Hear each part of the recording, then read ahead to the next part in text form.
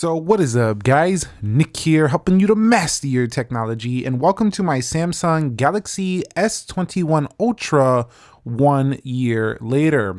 Now, I've had this phone since launch date, which was around a year ago, and the price really hasn't changed too much for this phone. Samsung still sells it at a pretty high price point. You could find it some places around 800, 700, but it's still up there in a premium tier. I want to begin by talking about its build and body after a year.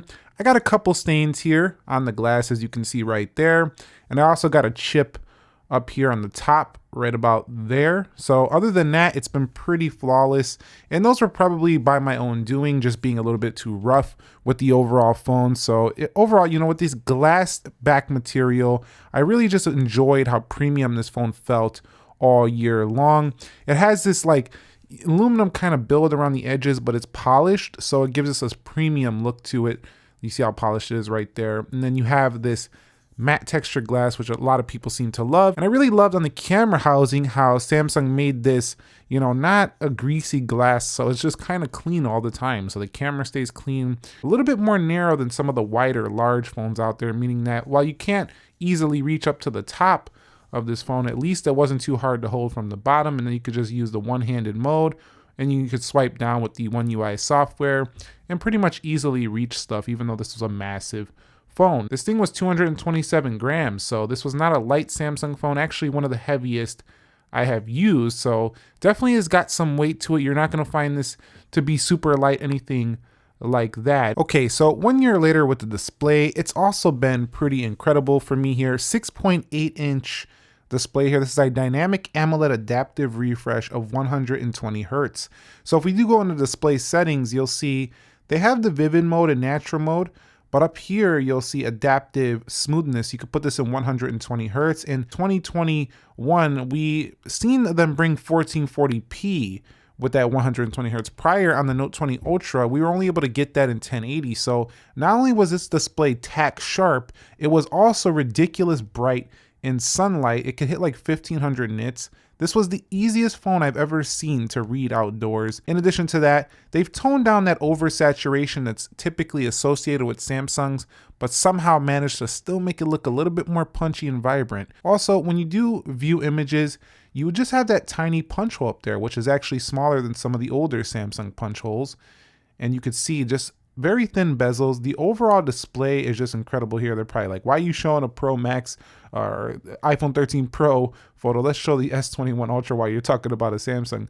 But you could see right here, definitely incredibly all screen right there. So really enjoyed it. And the viewing angles on this display were also pretty fantastic. It does have a slight curve though to it. So if you're into the more flat panel, you might not like this one, but at the same time, it was a very subtle curve. It wasn't anything over the top, so it's pretty easy to live with, honestly. And it was pretty good for the edge when you're using the edge panels and stuff like that. And like I say, for a larger phone, because of Samsung's smart implementation of bringing the brightness slider down, it was actually not too bad to use this one hand, honestly. But if you're going to use it two hands, that'll work pretty well as well. And it just with this tall, skinnier feel, it kind of reminded me of a little tablet in your pocket at 6.8 inches. Move on to the software, and I gotta say, I didn't even update to this patch because I wanted to show you something here. You'll see Samsung has really been doing great with software updates. They're now pushing out patches pretty regularly. This is the January 1st, 2022 patch. I saved it for this video because I wanted to show you that Samsung is kicking butt when it comes to putting out these updates. I got the One UI 4 update already, which changed the color palettes and stuff like that. You can add, different wallpapers. The widget design looks a little bit better now overall. So I gotta say, this thing is just really fun to use, and the software overall is kind of like a jack of all trades. It's like a Swiss Army knife. It has every feature you could think of on a phone. It's not going to be your most polished on the market, but it's still getting up there. It's getting pretty polished for an Android phone, but it has so many features, and you could just never really, run out of things to do with this phone. And some people don't like that, but I personally enjoy it. It's just really fun to use. Kind of just don't get bored of using the Samsung Galaxy S21 Ultra. It's just that fun. This is a thing that I didn't like too much about the phone. You had to put this in a case, and it made this phone just feel ridiculous wide because it adds that width on the edge. Now, this silicone case from Samsung was actually quite good though because it was grippy, but some of the other cases out there can definitely put the S Pen in the back like this. You might have seen some of them.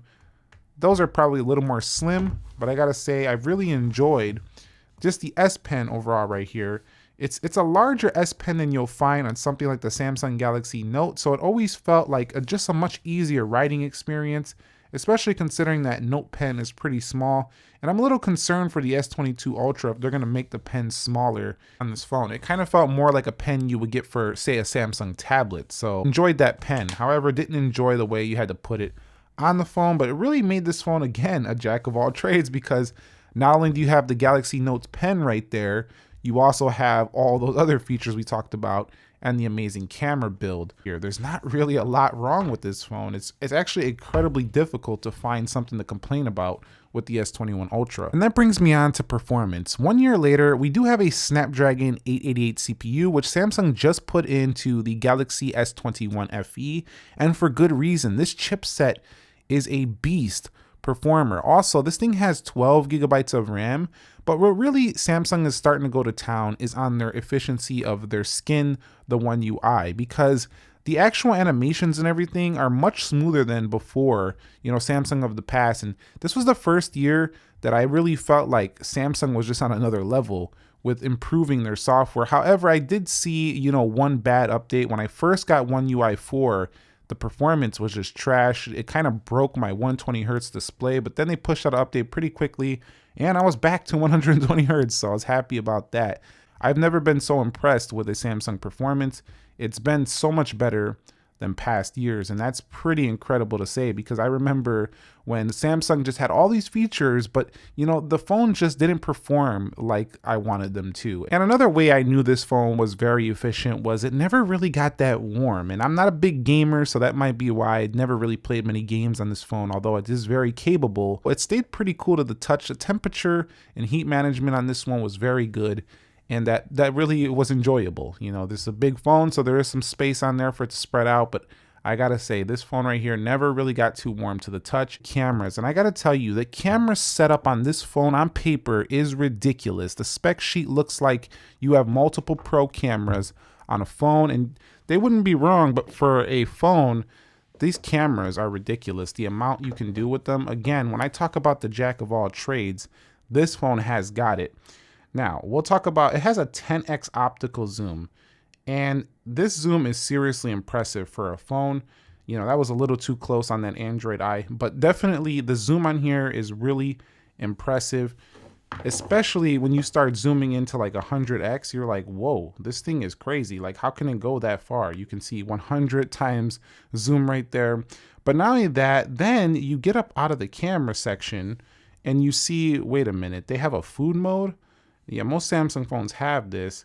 So when you take we'll use this Android guy as an example, but when you take a photo of something like food, it'll brighten up that scene, make it a little more vivid, and you'll just be like wowed by the amount of features on here. You have video, but then if you look up here at the top, not only do you have video, you have 8K at 24, 8K video at 24. Touch that hand and you have super steady stabilization, so an incredibly steady video. It's so fun to use. Go over here to director's view and you have dual cameras working at the same time, and you could change them out how you want them to work with different lenses right there. This is pretty amazing. Go over to more and check it out. You have panoramic, portrait video, super slow-mo. Not only that, do you want to tweak your video? Go to Pro Video. You can tweak the video to exactly how you want it based on your pro needs: EV, exposure value, focus, white balance. You'd have speed, ISO, and more. Not only that, you want Pro Photo, you go here to Pro and you can tweak your own photo to get it to where you want, and then you have single take. On the front-facing camera, they did provide a 40 megapixel setup here with 4K video on the front as well. So it does have a pretty good overall video, and you can back it out a little bit as well. It was a little soft, but still pretty realistic overall photos. I gotta say, man, the cameras on this phone are ridiculous good. The only thing it's missing to me is a macro mode, but you get this really nice blur effect behind the photo. You can even see it here a little bit. The background of the subject just looks a little bit more out of focus. It's really nice if you like bokeh. This camera is just seriously impressive. Quad setup. You do have a very good flash on here as well, and it did have a nice night mode. Just so many features. It just never gets boring. You just always know you have what you need on the phone if you don't take your camera out with this one. And I mean, not just like other phones, like, oh, I don't need to take my camera for other phones. I mean, you have literally every type of lens, every type of situation you would need a camera for. This has it on board. So I said earlier, it was hard to find something to complain about with this phone, but if there was one area I could maybe make a slight complaint, it's the battery life. Even with a 5,000 milliamp hour stuffed in here, I was very optimistic this was going to be amazing. However, in reality, I found that this 5,000 milliamp hour battery did provide me with just a day of overall usage. You're not going to be overly impressed with the battery life unless you're a lighter user. Heavy users will kill this thing in a day, but if you're a medium to light use, it'll do the job. If I was to give a final take on my battery life of this phone, I would say it does the job. It gets through the day. It's not disappointing, but you're not going to be blown away either. Even for 5,000 milliamp, this phone has a lot of power under the hood. It has a lot of display to power. It definitely sucks some of that battery down. Audio quality that came out of these speakers was pretty loud. You know, there's one down here, one at the top. It's kind of hidden up there on top of the front-facing camera.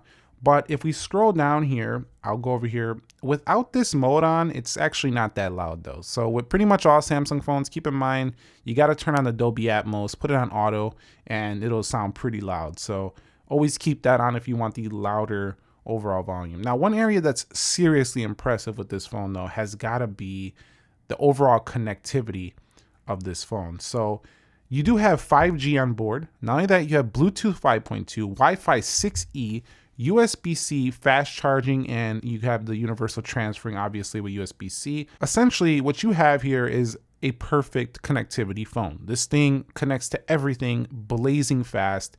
It's one of the best on the market, period. All right, so in final conclusion, I gotta say this phone was arguably the best I used of all of last year.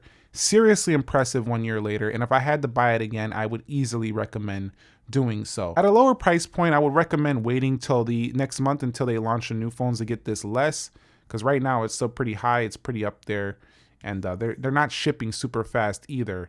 But still, these phones right here, man, Samsung really just knocked it out of the park with this one. It's one of the best I've ever seen Samsung do.